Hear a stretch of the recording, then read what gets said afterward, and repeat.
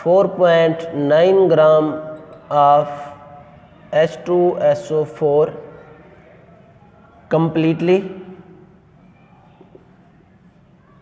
ionized in water, then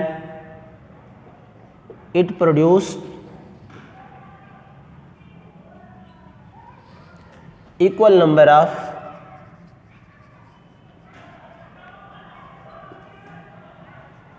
positive and negative charges. बेटा यहाँ तक जो है ये इस क्वेश्चन का पहला पार्ट है, जिसके अंदर वो ये कह रहा है कि 4.9 ग्राम ऑफ H2SO4 को जब आप आयोनाइज करेंगे वाटर के अंदर तो फिर ये इक्वल नंबर ऑफ, इक्वल मतलब बराबर number of positive and negative charges, यानी कि इसके अंदर जो पॉजिटिव चार्ज है और नेगेटिव चार्ज है, मैं आइन नहीं कह रहा, चार्ज कह रहा हूँ, पॉजिटिव एंड नेगेटिव चार्जेस जो हैं ये क्या होंगे बेटे, बराबर होंगे, ये इक्वल होंगे। इसकी वजह क्या, या आप इसको साबित करें, इसको जस्टिफाई करें आप। इसका अगला जो पार्ट है उसमें वो ये कहता है but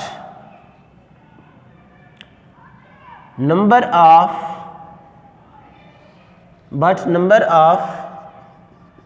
positive ions are twice than that of negative ions। इसको आप बाद में हम देखते हैं, पहले आप इसको समझ लें।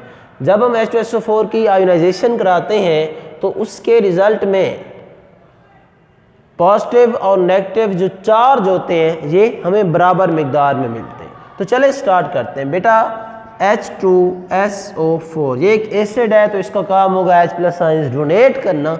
अब ये क्या करेगा, H+ आयंस डोनेट करेगा और किस में आ जाएगा, H+ और SO4 माइनस के अंदर। अब देखिए बेटा इस पर होता है 1 और इस पर क्या होता है, -2 का चार्ज होता है।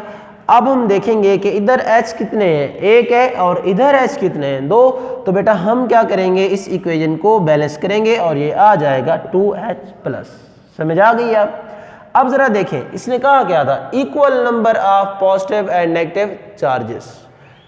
पॉजिटिव और नेगेटिव चार्जेस जो हैं, ये पॉजिटिव चार्ज और ये नेगेटिव चार्ज, ये पॉजिटिव और नेगेटिव चार्जेस जो हैं ये आपस में इक्वल हो जाते हैं, ये आपस में बराबर हो जाते हैं। अब बेटा ये कैसे बराबर होंगे, पहले आपने इसको समझना है। ज़रा देखें ये +1 है और ये -2 है। आप सोच रहे होंगे ये +1 है ये -2, ये कैसे इक्वल होगा, मानते हैं ये नहीं होगा। लेकिन आप यहाँ भी तो देखें ना, इधर हमारे पास आगे क्या लगा हुआ है, ये 2 लगा हुआ है। तो इस 2 का मतलब ये है बेटे कि एक H+ इस पर क्या है, +1 चार्ज है और ये दूसरा H+ इस पर क्या है, भी +1 चार्ज है। अब इस पर टोटल जो हमारे पास 2H+1 है, अगर हम सिर्फ चार्जेस की बात करें तो इसके ऊपर चार्जेस जो है ये +2 है, यानी कि 2 चार्जेस हैं प्लस के, 2 चार्जेस हैं इसके ऊपर प्लस के। अब अगर हम SO4 पर देखें तो इधर माइनस के कितने हमारे पास चार्जेस हैं, ये भी 2 हैं।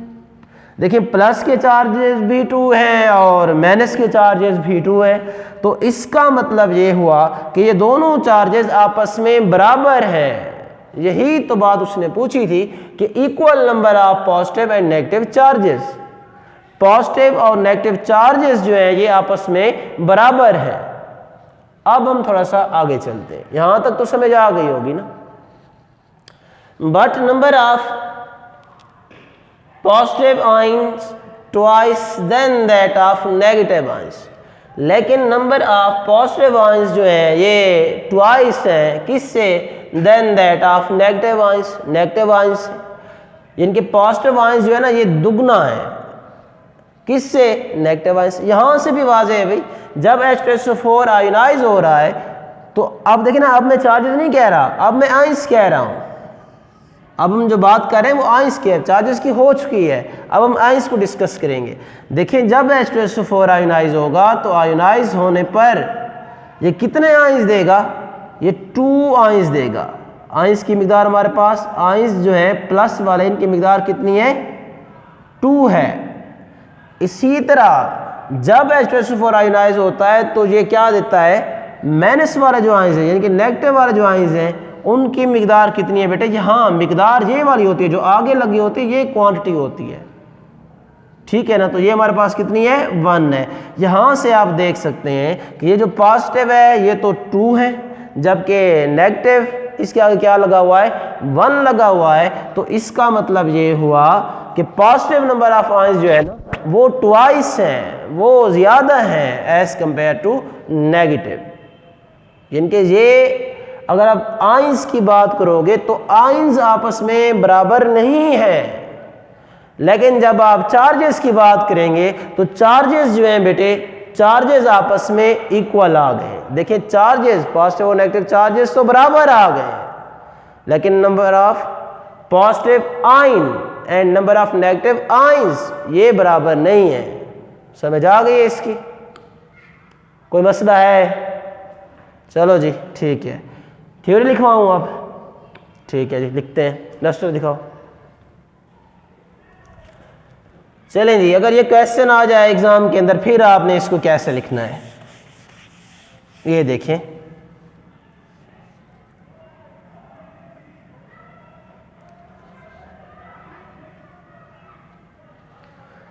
अब बेटे आपने फर्स्ट ऑफ ऑल ये लिखना है कि H2SO4 आयोनाइज एज फॉलोज, ये लिखना है, फिर इक्वेशन लिख लेनी है। इसके बाद आपने ये कहना है this balance equation shows that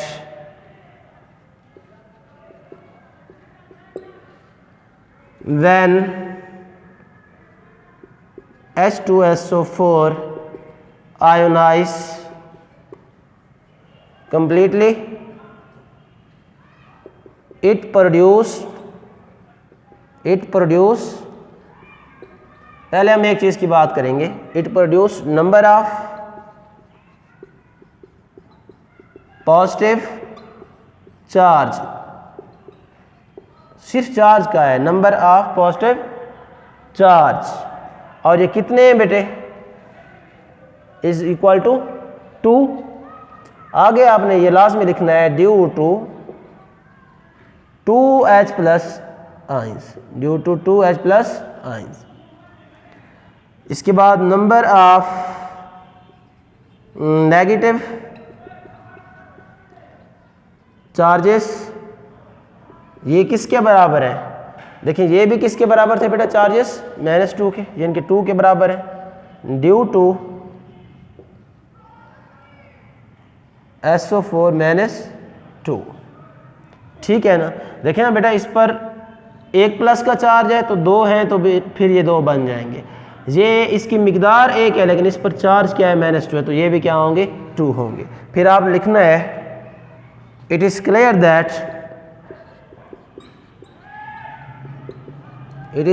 that the number of positive and negative charges are equal. यहाँ से ये जाहिर होता है कि नंबर ऑफ पॉजिटिव और नेगेटिव चार्जेस जो हैं ये बराबर हैं, ठीक हो गया जी। अब इसके बाद बेटा फिर से, ये तो पहले हिस्से का आंसर है ना, अब दूसरे का भी लिखना है। दूसरे के अंदर आप क्या लिखेंगे, आप लिखेंगे इन अदर हैंड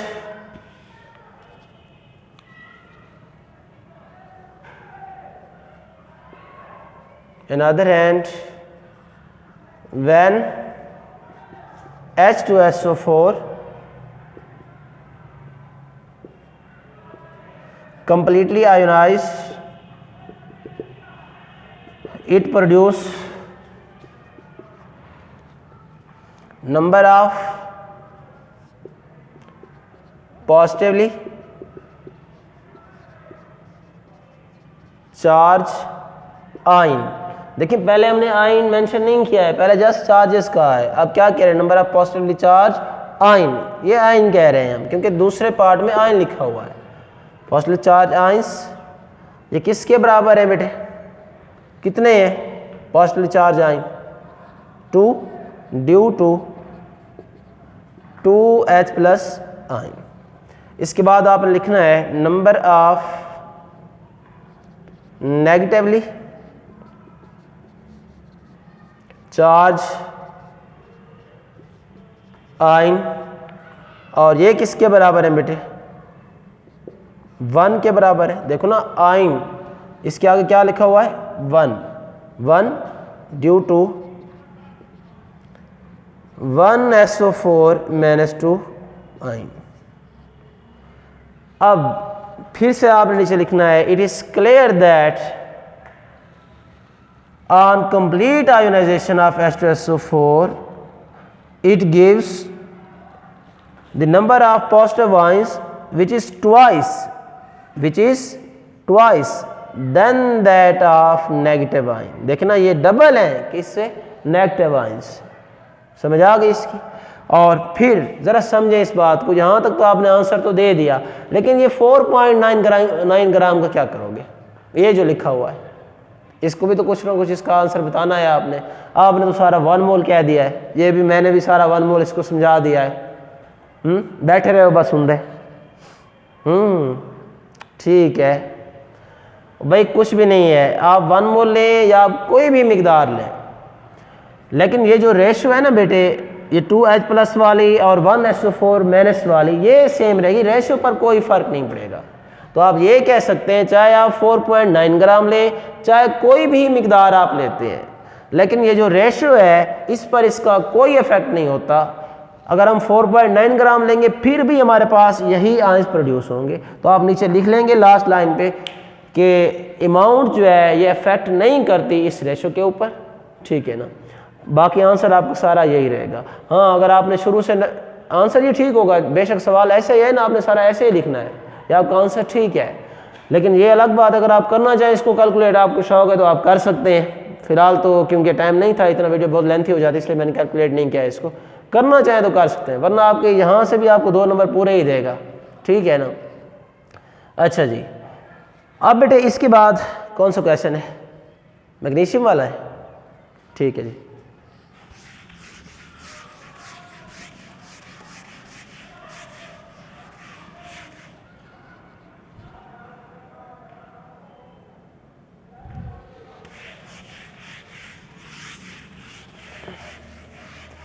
देखो कि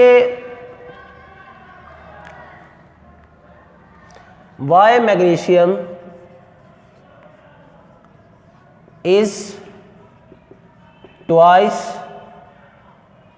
heavier than that of carbon.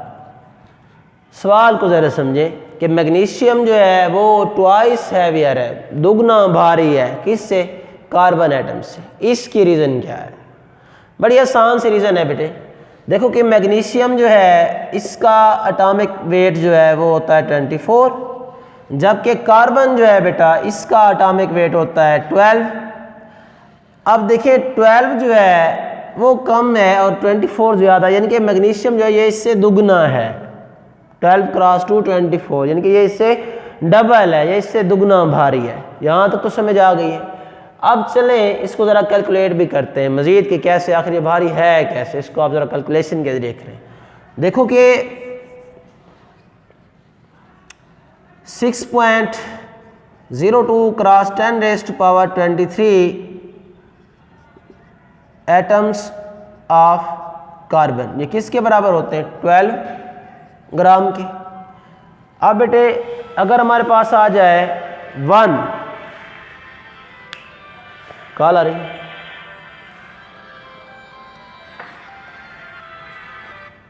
अस्सलाम वालेकुम।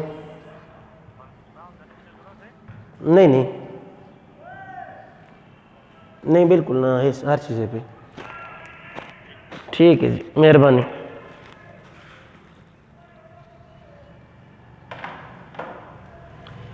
6.02 cross 10 raised power 23 atom of carbon, ये किसके बराबर है? 12 ग्राम के। अब बेटा 1 एटम ऑफ कार्बन जो है ये किसके बराबर होगा? दोनों साइड पे आपने डिवाइड कर देना है 6.02 क्रॉस 10 रेज़्ड पावर 23 को, इधर भी कर लेना है, तो ये आ जाएगा 12 divide by 6.02 cross 10 raised power 23। देखो ना इधर हमारे पास क्या आ गया? 1 एटम ऑफ कार्बन आ गया जो कि इसके बराबर है। अब बेटा 1 एटम ऑफ कार्बन ये बराबर होगा किसके? इसको जब आप सॉल्व करेंगे तो फिर आएगा आपके पास 2 मल्टीप्लाइड बाई 10 रेज़्ड पावर 20 या 10 रेज़्ड पावर -23, ये ऊपर चला जाएगा। ये ऐसे कर लें 6162, ठीक है ना। वैसे ये नियरली इक्वल आप मान सकते हैं, कैलकुलेट कर लेना इसको। अब बेटा ये 1 एटम ऑफ कार्बन का आ गया ये वाला। अब एज इट इज हम कैलकुलेट करेंगे Mg का।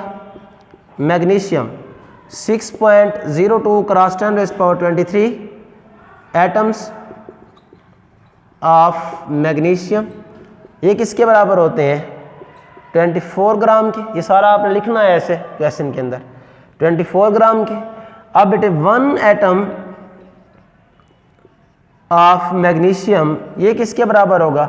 दोनों साइड पे Na से डिवाइड करेंगे तो ये आ जाएगा 24 डिवाइड बाई 6.02 मल्टीप्लाइड बाई 23।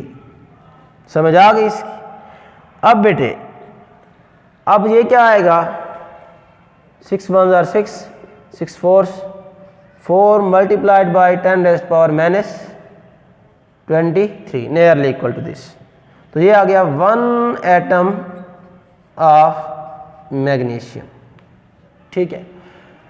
अब पहले आपने बेटा क्या लिखना था, क्योंकि अब मैं इसको रेज कर रहा हूँ, आपको बता रहा हूँ कि आपने लिखना है इसको कैसे।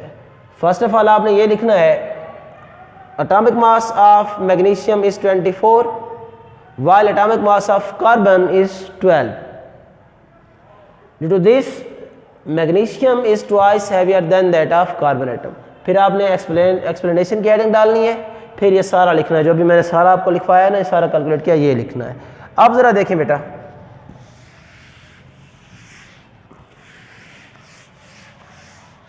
अब देखिए 1 एटम ऑफ कार्बन रेशियो आपने अब ड्रा कर ली है। ये हमारे पास क्या है? 1 एटम ऑफ कार्बन है, और इधर हमारे पास क्या है? 1 एटम ऑफ मैग्नीशियम है। इसका हमारे पास क्या आया? 2 मल्टीप्लाइड बाई 10 रेज़्ड पावर -23, और इसका हमारे पास क्या आया? यहाँ लिखा हुआ है 4 मल्टीप्लाइड बाई 10 रेज़्ड पावर -23।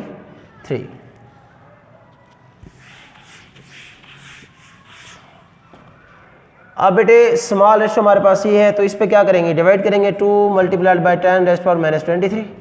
इधर भी डिवाइड करेंगे 2 मल्टीप्लाइड बाई 10 रेज़्ड पावर -23। अब ये कट जाएगा बेटे, 2 1 are 2, 2 2 are 4, ये आ जाएगा हमारे पास 2 मैग्नीशियम के लिए। 2 1 are 2, ये कट जाएगा, इधर ये भी कट जाएगा, तो इसका आंसर हमारे पास क्या आया? 1 आया। अब यहाँ से भी आप देख सकते हैं बेटे कि ये जो कार्बन है इसकी साइड पे आंसर क्या आ रहा है? 1, और यहाँ पे आंसर क्या आ रहा है? मैग्नीशियम वाले साइड पे 2 आ रहा है। इट मीन्स कि मैग्नीशियम जो है ये ट्वाइस हैवियर है, दुगना भारी है। किससे दुगना भारी है? कार्बन से। तो लास्ट पे आपने ये लिखना है, hence it is clear that magnesium is twice heavier than that of carbon atom। समझ आ गई है इसकी? कोई मसला है तो बोलो इसमें। अच्छा जी, नेक्स्ट क्वेश्चन बताओ। अच्छा, रिसर्च करते हो थोड़ा? कर लो।